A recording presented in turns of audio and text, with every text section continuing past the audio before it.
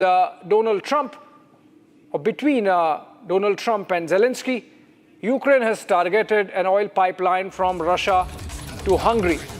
All oil supplies to Hungary have got stalled, and this is clearly a case of Zelenskyy shooting at the possibility of a peace deal. Hungary has expressed umbrage. They have not liked it.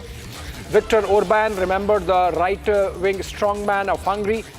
He's someone who's on the right side of President Trump and the wrong side of many European leaders, has complained that this is clearly an act of sabotage, and he has blamed Zelenskyy for, in a planned manner, to destroy that oil supplies pipeline. Now, this also exposes the double standards of Donald Trump, who's okay if his friend Viktor Orban has a pipeline supply on tap from Russia, and there are no sanctions against Viktor Orban.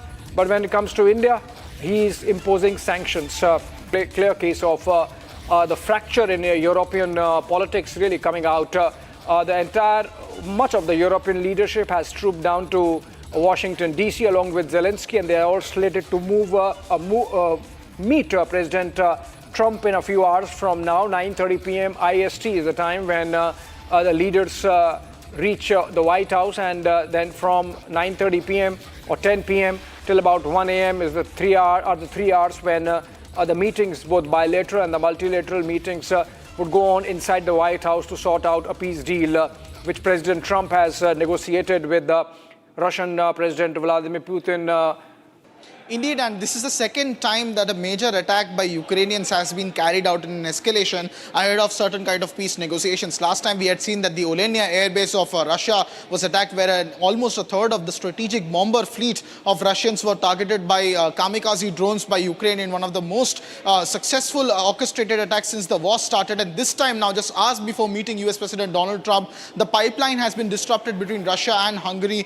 Viktor Orban again remains a leader who is extremely close to President Putin. In fact, he was one of the only outlier world leaders in Europe who in fact came out in support of the Alaska summit and said that it is a historic day that Trump and Putin have met today, and the world is a lot more safer today than it was yesterday, because two nations who have been captured in almost a Cold War era like situation, two superpowers are now finally talking together on the table. So Orban's statement might have irked Ukraine. Why target the pipeline today, and why do it exactly right now, is something that remains to be seen. However, Europe as a bloc has been very critical of energy exports of Russia.